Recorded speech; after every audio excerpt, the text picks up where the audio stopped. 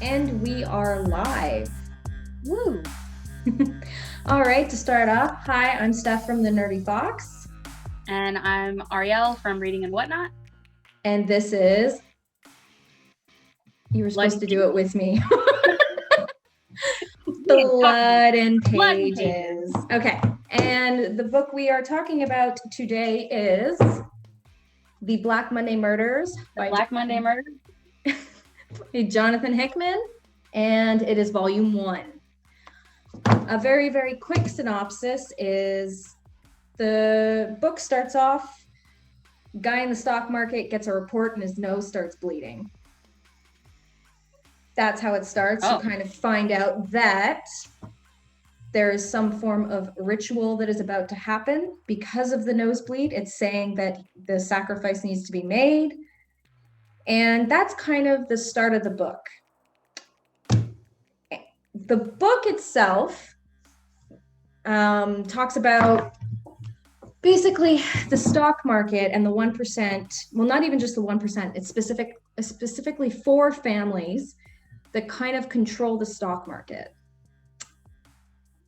by some entity that we aren't really even privy to in the first volume anyway. And it requires blood sacrifice.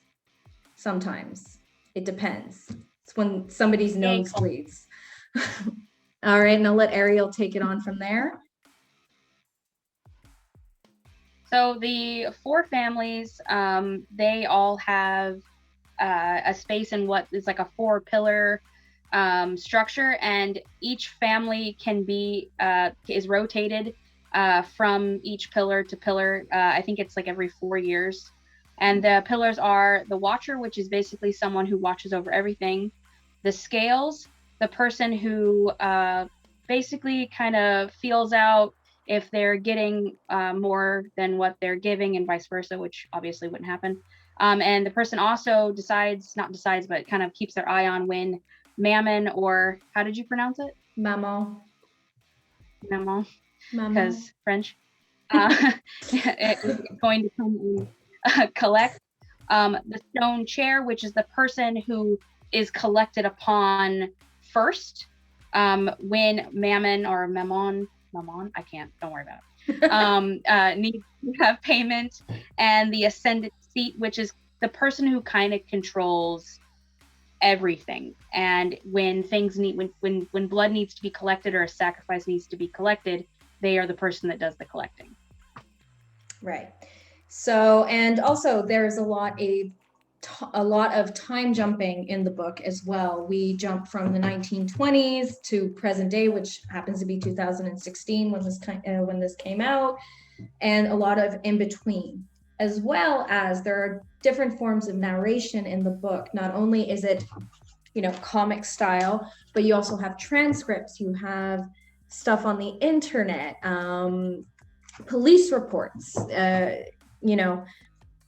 case files, personal files, things like that. I'm trying to find it. Here we go. And the cool part, we picked the same page. The cool part is a lot of this stuff, like with the transcripts, is you can see it's blacked out, but there's messages on the non-blacked out pages, like at the end of the last transcript there between the guy and the cop. So it's different forms of narration. So you're learning information about the story through different forms, which for me was very interesting. And basically the main storyline, I should say, because there's a couple of things here and there, but the main storyline is basically there's been a murder, and this detective, so the first scene that we were talking about happened during the stock market crash in 29. Am I wrong? 1929, yeah. 1929, yeah. So basically the story starts with that, but then the main storyline is in 2016, and there's been a murder, and it's the heir of one of the families, which I think is the Rothschild. Yeah, Rothschild. Yeah. So he dies, and a special detective that apparently was off the case because he killed somebody, but he was like a murderer, so he didn't get fired. He just kind of got like desk duty instead. Yeah. So anyway, he gets called because this is a specific case that they think he knows how to do. Can I talk about Theo for just a second? Yes. Okay, so Theo, like she said, got taken off the beat because he was going for a walk and he saw a guy and just had like a sixth sense, and he was like, "Oh, I'm gonna kill you," and he kills him. And then when he does that, the reason that they like she said they didn't take him off or put him in prison is because this guy ended up being like a crazy murderer, but you wouldn't have known that unless he would have been shot and killed first. But the reason he kind of has this sixth sense is because what's it called? He's Haitian, and he's is it voodoo? Yeah. Voodoo? Voodoo. Voodoo. I don't want to say that wrong because I don't want to say that wrong. But Well, he's sorry, sidetrack. I was in New Orleans last year and I learned a lot about voodoo. And basically, voodoo is the American term that the people that practiced in like in New Orleans when they were brought as slaves. It was, I think, hoodoo there, but then when they came to the States, because Catholicism was pushed on them too, right? Because they weren't allowed to practice their own religion. So the voodoo, they call it voodoo, and it's like the regular voodoo, but mixed with a bit of Catholicism, and it's very interesting. But yeah, sorry, there's my tangent. Our detective, he practices, but I think it's more of a soft practice. And then he's my second favorite character. Like I just think he's got a really good head on his shoulders. Yeah. Well, I think there's a lot more to him than what we saw in the first volume. Oh, definitely. And I'm hoping the second volume has a lot more of him and his past and where he gets his want to call it foresight yeah from. Yeah. So I would like to see that. Yeah. Okay, so I think we talked enough about the premise of the book. So yeah, we talked about the primary story, that's with Theo and the murder. But on a side story, the guy who I think his name is Daniel. Daniel Rothschild, yeah. Daniel Rothschild is the one that got murdered, and his twin sister all of a sudden gets called into the four families that the stock market is controlled by. And her assistant. And her assistant, right. Okay, so before we start talking about the in-depth parts of the stuff we liked and we didn't like, did you like the book? Absolutely. I gave it 5 stars on Goodreads. I didn't want to put it down. I had to because of course I have to work. But as soon as I could sit down and read it, I flew through it. Okay. Yeah, for me, I yesterday I read it in one sitting, but here's the thing. I really liked it when I was reading it, but as soon as I was done reading it, forgotten. No. Like it was good. Like the thing is, I very much enjoyed it, but it wasn't something that lingered. You know what I mean? Usually, sometimes when you read a book, there's that lingering feeling. I did not get the lingering feeling on this. So I don't give star ratings. I'm just saying I really enjoyed it. Absolutely. Read it from start to finish, no problem, but didn't shake me. See, for me, it was like, I wish they had page numbers. But the end is what got me. Like toward the end is what got me. Like when you find out the stuff between the twins and before, and the assistant doing, I don't know. This is going to be a little spoiler at some points, but I want to not get too spoilery. I feel like we're going to have to do a spoiler trigger at the beginning of this, just because I find it really hard not to spoil it. What do you think? Yeah, I think this should be our spoiler trigger, because I think that spoilers. Video, we're gonna do this. Spoilers. Okay, so spoiler trigger. So you liked the book, but it didn't linger. I liked the book, and the entire book didn't linger. The end lingered. Really? Yes. Like kind of not the very end, but like the thing with Mr. Rothschild and the demon assistant. I think she's a demon. Is she a demon? I don't think she's fully human. Well, I'm gonna call her a demon. We're gonna call her the Stark White Demon. Yeah. Because she comes in shades of white and white. And like I imagine her as a walking black and white character. Yeah. Like if Actually, we should show a picture of her too, just so they know what we're talking about. Hold on. here, you want to find an like back in the day picture, and I find a now picture. Here is Okay. a 2016 picture. Right. And then here is Maybe a stop. 1929 picture. So she's basically a walking white character. But she doesn't speak English. She only speaks the language that they speak. Which is ancient Sumerian. Right. Hold on. We should also get a picture. So yeah, and the thing is, what I really enjoyed, which I think if I were to, let's say, go back and start reading this as like a textbook from school, yeah.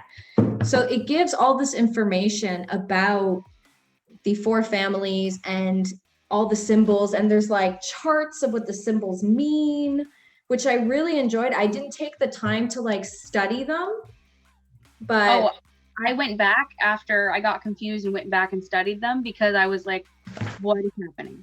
Yeah, so like, for example, this is just, see, this isn't even a spoiler, but this is just explaining what this symbol means, what each part means, and you know, this is talking about the Eastern School of Economics, you know, and yeah, so I mean, I really did enjoy. I love books that use different forms of narration to get the story in. Absolutely love it.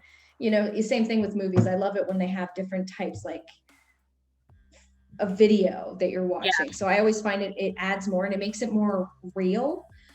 Yeah. Another thing, and I should have researched it. Another thing that I found interesting was all the stock market crashes were in October. I was going to say that. True? Is it true? So all of those dates, I think -1 is a real date, and the whole stock market thing in October, that's a real thing. And I was like, so from what I gather after finishing the book, there are things that are definitely real, and there are things that are real-ish, but twisted. So the stock market crash in 1929 was obviously a real thing. That's in history books all over the world. Right. There's a whole list of events that happened and when and where in the book. And then there's a part in the book, the beginning of the book, where one of the stone chair, he's sacrificed because Mammon. Yeah. And then there are guys pushed out a window because they needed more blood. Mammon needed more blood. That really happened during the stock crash. People were so upset because this imaginary money in the stock market vanished because the stock market crashed. When I say imaginary money, it's just because it's not tangible. It's not liquid, yeah. Not yet. And they literally jumped from windows because their lives were over. There's no coming back. Who cares? Right, which I really liked because there was a piece at the beginning saying, hey, we can make lies look like truths. Basically, there's this internet portion saying, you know, if we have a legitimate conspiracy website and that that have truths in it, we can add lies to this specific website and it would be believable because it's from a reputable source. So I was like, oh, and the thing that I didn't like though is that was the only mention of that. That really intrigued me at the beginning. I was like, oh, this is going to be so good because I do love me a good conspiracy. But then it was never mentioned really again. That's so the website is thetruthisouthere.com. Claim the stock market crashes in 1929. Did Wall Street and investors jump off of buildings? Claim is false. So it's basically like Snopes, but it's conspiracy theory Snopes. There she goes. The urban legend that basically it says the urban legend of people jumping out of the buildings is false, that people did see it, but it was actually a window washer, which from reading the book, that's complete BS. Yeah. But it's like, oh, we can make people believe whatever we want to believe. And the guy who wrote the email was like, hey, I know this is shitty, but like, this is what we're going to do now. Yeah. So good. People jumping out of windows, people being pushed out the windows. Yeah. So also what I really liked about this is the elaborateness of everything. It's not a simple plot. And I think volume 1 only scratched the surface. You kind of got a little bit background of the Rothschild family and what they do, which I don't think I want to spoil that part. No. Yeah, that's a good thing to keep in there. But I think I will definitely I will pick up the second one for sure, just because it didn't leave a lingering feeling. This is a really good story, and talking about it, it's very elaborate. Okay, what are the things you didn't like? Okay. So I didn't like, so you already touched on the internet portion. I did not like that wasn't spoken about ever again after that. I Mm-hmm. thought that could have gone somewhere, especially in the world we live in today. Everything's a conspiracy theory. Well, I mean, Right. this was written in what, 2016? So Yeah. like conspiracy theories were a big thing before that, but like even reading it now, I was like, ooh, more conspiracy theories. Like I'm ready for this. Like, let's do this. And then it was never mentioned again. Mm. I also don't I'm not gonna say I don't like the mysteriousness of Abby, our demon. Abby, right? Yeah. I think so. Um, It could be Abaddon now that I think about it. I know Rhea calls her Abby at one point. Right. And Abaddon is mentioned. Yeah, okay. I So oh, we just figured that out. Spoiler. there we go. All right. So there is a little bit, you know what? Now I can't even say I don't like that because we just figured that out. Okay. So like I kind of wish she would have had a slightly bigger role, even though she spoke Sumerian and we didn't know what she was saying. But like, I disagree with you on that. really? I think the fact that she was so mysterious and we have no idea who she is or what she is, I think that type of character I love Yeah, because I just the thing is for me, it's like somebody like if she is Abaddon, like if yeah. she is, there is no explanation. Yeah, good point. You know what I Oh, mean? I don't know. When it comes to characters like that, I love a weird person in the corner going, wait, what is this? I yeah. Good love point. that. I love to be like I love characters that leave me questioning everything. My one other thing that I didn't like, and then this is gonna be kind of stupid just because I'm kind of a snob when it comes to art in a Oh, you book. don't like the artwork? I like the artwork, but this particular scene, and this is at the beginning of the book, it's not super spoiler, but this particular scene where Right? he's bleeding the money and his body is covered in these hieroglyph type things. So his whole body's covered, yeah? Yep. Okay. So we don't know if that comes with the stone chair or what exactly. If like that comes with the stone chairs, like if they Duty. automatically, yeah. But when you look at Daniel, this is a spoiler. When you look at Daniel, where's Daniel's body? Yeah. But Daniel was he the stone chair? No, Daniel wasn't the stone chair. But look at Daniel's tattoo. Okay. Mm-hmm. I just think that if one was gonna have tattoos all over their whole body, the other one should have too. I mean, there might be a reason not, So but my it annoyed me because I felt like this had been more. sorry, my boyfriend's trying to be really quiet when he opened the door. I felt like if one was gonna have a full body tattoo, I felt like under their clothes they all should have had full body tattoos. Okay, so And I interpret it differently. I you could definitely be right. What I assumed was because he was the sacrifice, the Mammon did that to him. see, But I don't know. that's what I thought, and I keep doing this, and I don't know why. But Three. anyway, that's what I thought because he was being sacrificed that they appeared on his body as he bled because Right. there's this, right.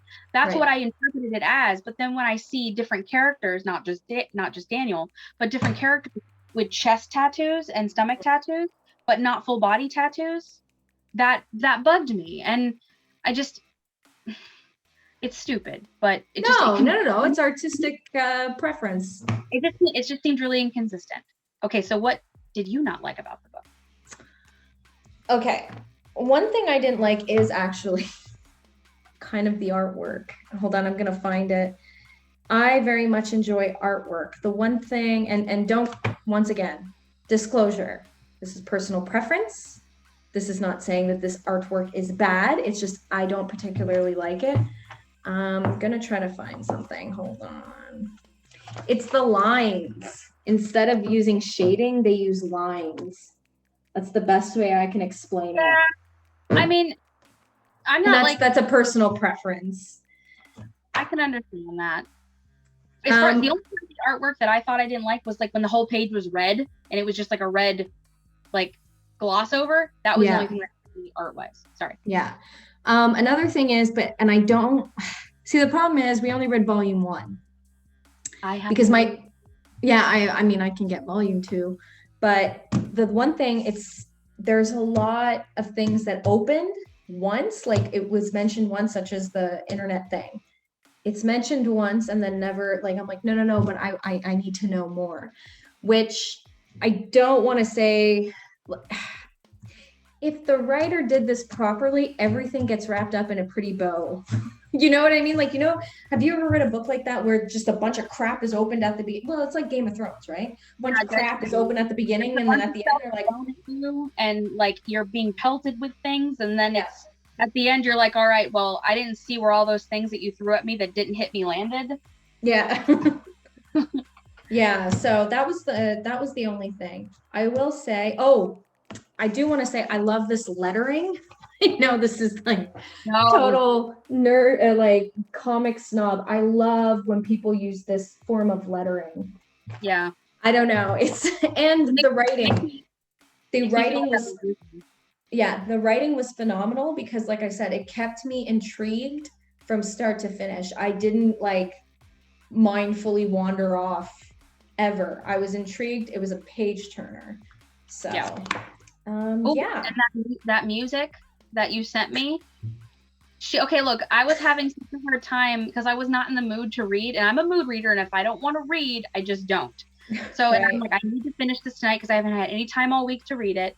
And I'm like, I was trying to play music, and for whatever reason, my Google started playing music when I asked it to play like jazz or something, and it was like, here's some Christmas music, and I'm like, that's not what I asked for.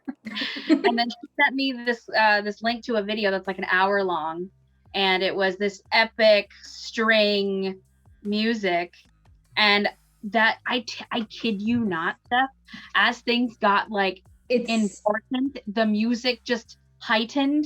Mm-hmm. And I was like, this is perfect. So we should put a link to that. I'm going to put a link to the YouTube.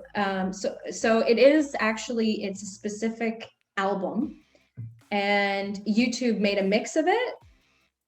So I'll put that in the link below, but I'll also link the actual album. I think I'm going to do a shout out because I got to tell you, when I'm reading like epic things, it is the best. I got so sucked into the book, and I think I'm one of those people that I have to hear, like I have to have noise. I know there are people who have to read in complete silence. Yeah. I have to have some noise, and this right here, Forgotten Odes, made that book so much more real to me. Yeah. Like reading a graphic novel, so it's vivid, it's in your face, but I was so immersed that when I was finished with the book and the music wasn't done yet, like I was expecting more because the music wasn't done. I was like, wait, that's it? That's it? Right. Yeah, no, I got to tell you, I'm very atmospheric with my music. I wish I could do like, I wish I could do a video where it's like, I just take a bunch of books and I look at the book and I put the like, into this. Well, no, because then my video is going to get shut down because it's copyright music, right? No. That's the only thing. You can put the name of the music. Yeah, but you don't get the same. All right. Okay, so was the ending a surprise? Okay, so the ending, I kind of felt, I had a feeling she was going to do what she did. Really? But I didn't, but the background to what happened to make her do what she did, I didn't guess. Does that make sense? It does. Like I kind of had a feeling she was going to do that, but it's her history and then what happened in the 80s. I did not guess that. So the very, very end of the book, what she did, I guess I had an inkling, but the way it happened, like you said, I didn't see coming. But the things that led up to that, with like her and Daniel's parents, and her grandfather, and what happened to her grandfather, and the matter that it happened to her I'm literally like, on the couch and I got a blanket and I'm like, oh my God. Yeah. And like I like literally had the page up like this, like taking in every detail of the artwork. Yeah. And then her hand reaching out, I was like, I like this. Yeah. No, and a thing that I always very much enjoy in books is when they take historical events and wrap it in to their story. Like they took the like they added the fall of the Berlin Wall into this book. And I thought it was done so beautifully. It was a nice touch to everything that happened. Yep. Yeah. No, that was definitely one thing. Was there a plot twist that you didn't see coming? Yep. Yeah? Yeah. What was that? I don't want to say it. But let's just say how the Rothschild family stays strong and lives long lives. How's that? That's what I was thinking too. Okay. Because I did not see that one coming. Now, I've already said who my second favorite character is, which is Detective Dumas or Theo. Yeah. And my first favorite character is Rhea. I think she's a badass biatch, and I have a lot of reasons to love her. I may or may not have a crush on her. She's not real. It's fine. You're allowed to have a crush on whoever you want. Listen, I was very happy. Well, first of all, when this is going to sound so self-centered. When we have a ginger main female character, I feel connected to her. I'm like, yeah. How did I say that? You think when I was watching WandaVision, I was like, yeah, what else do you expect from a ginger? Mm-hmm. Yeah, no, but I did really like her character, and the fact, oh gosh, I think it was mind you, now that I'm thinking about it, because what she did in the limo when she gets picked up from the airport, I kind of had an inkling what she did.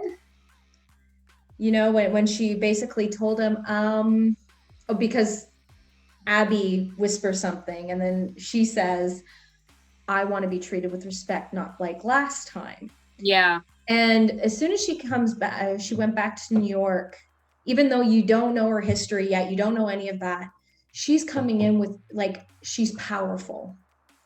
And finally. I love having a female character surrounded by a group of men in the stock market of all things going, we're going to do it my way.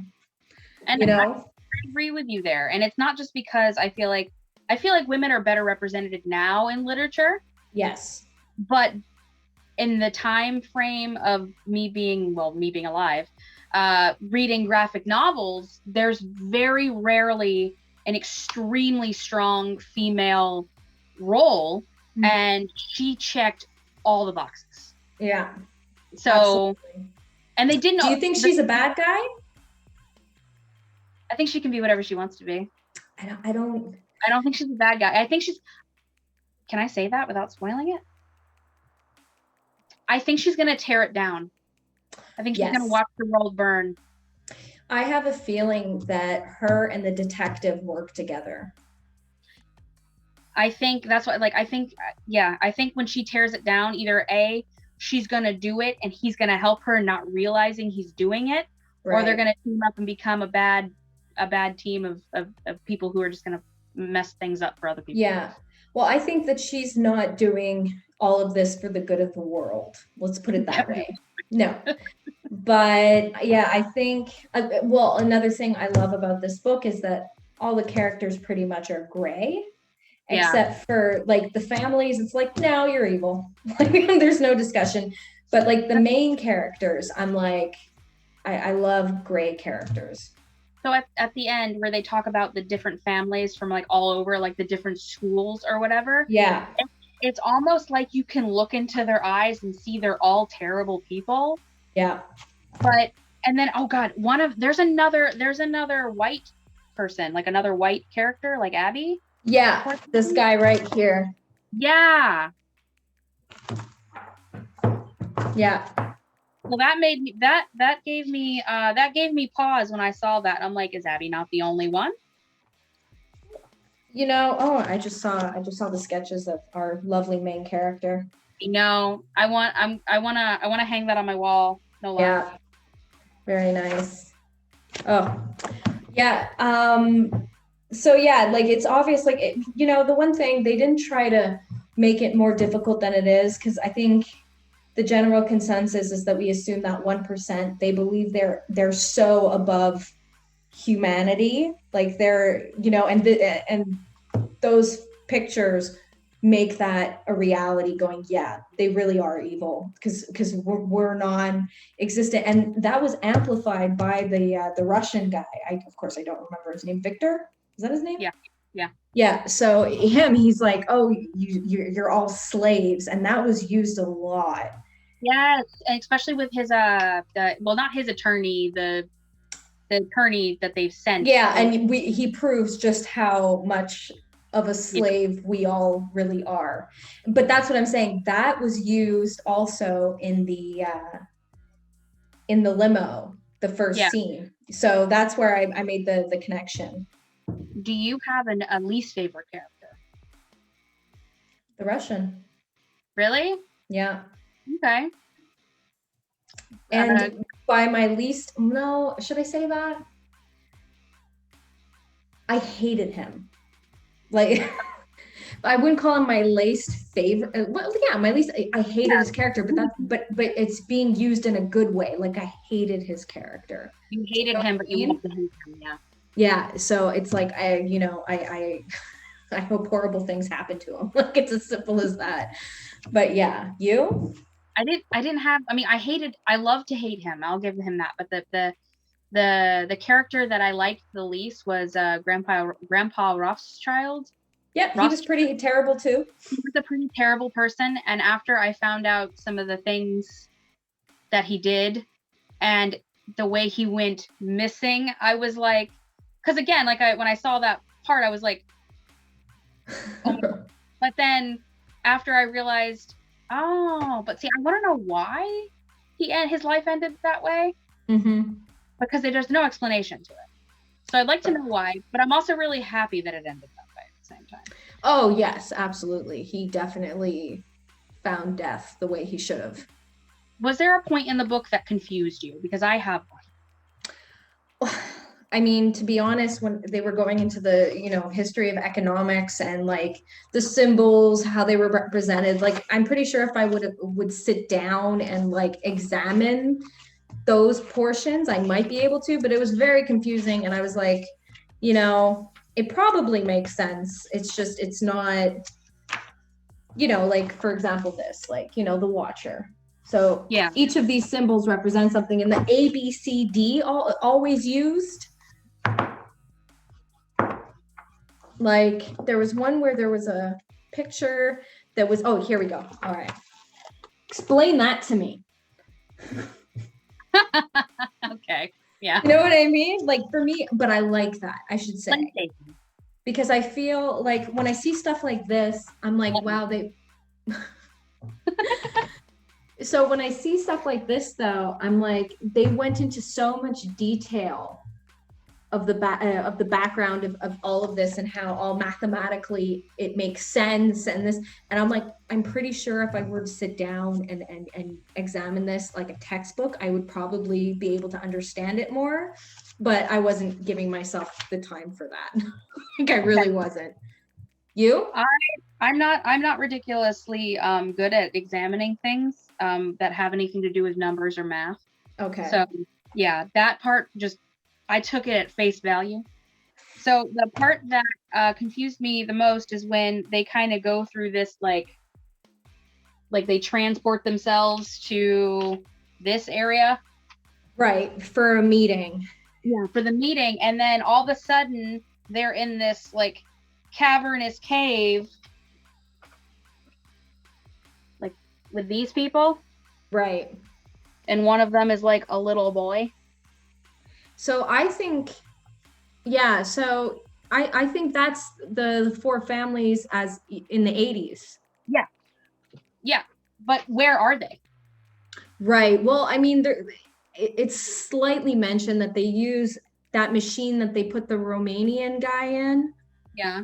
It's obviously they needed the power from that to open some form of portal.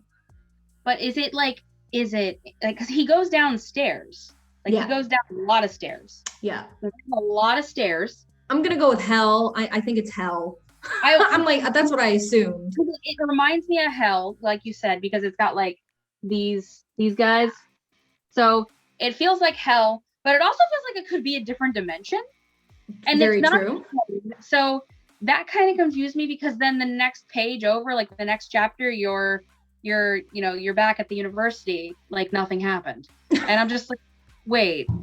Well, what? no, and I have to thank you for that, because you told me, oh yeah, I like the time jumping. And I'm like, okay, so I need to pay attention on that top left corner to tell me where I am. Because I'm horrible. If I don't know there's time jumping, I tend to glaze over it. And then I'm like, wait a second, what? And then I have to go back. I love time jumping, and the fact that this has so much of it. It did. It made it so much, because it made it so much better, because it's not stagnant. It's not just there's some books, even novels you'll read, and it's like the whole novel, it's 389 pages, happens in a day. And I hate that. That bothers me. And this happens over like lifetimes. Right. So, I mean, for that, I do like a good novel that's like a one night thing, and it's just you're running from one crazy event to the next. I do like that. But I also very much like time jumping. And like I said, with all the different major like historic events during the time, love it. Absolutely love it. So what did you think about the supernatural aspect of it? Love it. I love supernatural. And as you already know, I love me a good messed up religion system. Yes. And the fact that they're calling this Mammon, whatever you want to call him, oh, he's a god. And I'm like, is he?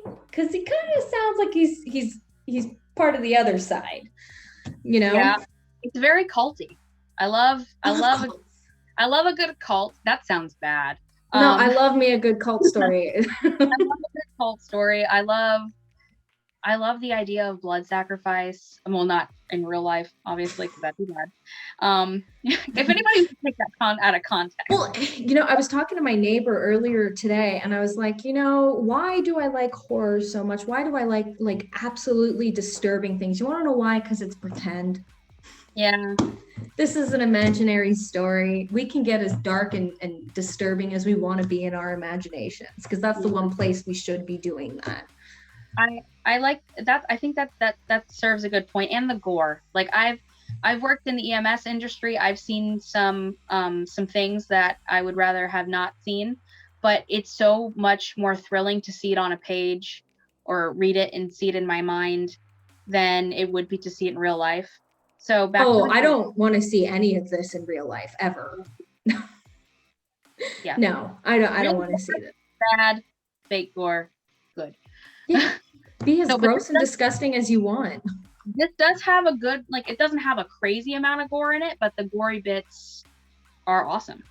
Well, I mean, I'm sorry, I'm gonna have to show them it's not, like I said, this is not a spoiler because it's at the beginning of the book. Come on. I'm showing Daniel's death. Yeah. I'm sorry, what? Yeah, so when I saw that, I thought of Bones. Like that'd be something they'd find in Bones. Remember the show Bones? Right. I never really liked Bones. Get out. And it's the writer of the author of the book is actually from Montreal. And if you actually read her stories, it's talking about parts in Montreal. Okay, so I know I've said this before, but everything from Canada is better. So I couldn't agree more. All right. So did you have like a favorite moment in the book or a favorite scene in the book? Good question. Honestly, the transcript between the Russian Victor Oresko and the lawyer represented by Kana. Yeah. Kana Bank. Yeah. Especially I'll show them. Yeah. But this is what I'm talking about, how they cut things out. Yeah, everything is heavily redacted. Any sort of transcript is heavily redacted. Yeah. And like at first I was like, great. But then when you read between the lines, you're like, ah, okay. I see where this is going. So Yeah. that was actually my favorite part as well. Also, The Watcher as a child, like her diary or his diary, her diary, his diary. Yeah. Yes, that was a good part too. Yeah. It's like the very end of the first one, it was like, I'm 6 and I still have blood underneath my I thought fingernails. she was 4. Hold on, because I'm like 4 years old. How are you even writing this? But I could be wrong. I Hold thought on. it said 6. I could be wrong. Hold on, where are they? Oh, you could absolutely be right. Hold on. There we go. Oh, 5. My name is when I'm 5 years old. There's still blood under my fingernails. I got freaking shivers. Yeah. When it happened. I was like, I literally got goosebumps and I was like, oh my God. Yeah. You know what? Talking about this book, like I said, I read it yesterday. I enjoyed every page, but afterwards I was like, meh. But now talking about it, we're gonna have to pick up the second part. Please, because I already own it and I can't read it until you get it. So, I mean, I could, but I won't. Yeah, no, I'll definitely get the second book. It's easy. I'll just go to the comic book shop. It's not the end of the world for me. But yeah, we'll have to do it. I think. Do you think that's? I think it's pretty good. I guess overall, like, what's your overall thoughts if somebody was to be like, why should I read this? So I don't care about the stock market at all. It does not fascinate me. It does not interest me whatsoever. But this book made it interesting. And if you add any paranormal on top of, real life, I love it. Like if that's the one thing I love about this book is it takes real life and it says, all right, this is what you see, but this is what's really going on behind the curtain. Love it. It was a very enjoyable book. It absolutely was just a very enjoyable book. And, it's a graphic novel, so it took me maybe an hour to read, hour and a half. So it was a quick sit down, read it from start to finish. I love it. I think that if someone who likes horror, who doesn't really read a lot of graphic novels, this would be a good start into it because this is one of the better graphic novels that have to do with historical fiction-esque things that I've read, because they actually the writer put some actual, not writing into it. And normally when you get a graphic novel that is historical fiction-esque, it's just like the idea of what had happened, especially the World War II ones, because everybody knows about World War II. So they're just like, World War II, but not. So this has writing, this has actual fact. There's a different language in it, which we don't know because it's ancient Sumerian. Who can read that? I'm sure someone can, but we can't. But I think if you want to get started into graphic novels and you really like horror, you really like, I don't even know, horror, it could be a good starting point for you, especially if you are into something that's creepy. Yeah, no, it is. And yeah, like you said, there's actually quite a bit of writing in this. So it's not, because some graphic novels can be like just panels upon panels without words, right? So this, you have to read it. Like there's a lot of reading done. So I definitely would give this, I would suggest this easily to people. I did like that it was word heavy. I think there was like 2 pages of where it was just panels. Yeah, but it wasn't that much. No, it was like literally you open it up and it was like somewhere in here where you open it up and panels, and then the rest of it had words. It was literally just like that. Yeah, absolutely. So I really enjoyed this book. You really enjoyed this book. We're going to keep going with it. I hope that if you did watch the whole thing, that you enjoyed it, or even if you watched half of it. And this is something that we're going to continue doing. So I hope you come back and watch with us. Yes. And I guess we can say what we're reading next month. Why not? We're going to read Cell by Stephen King. Yes. And little secret, this will be the first Stephen King book I read ever. It's going to be the book that I read and finish. Well, yeah, I've started many of Stephen King's books and never finished. So, yes, we'll be doing that next month. And if you like this video, please give it a thumbs up on whichever channel you're doing it on. And I hope you subscribe to both of us. We're going to link each other's channels down below, and hit us in the comments. Tell us if you read this or if you want to read it.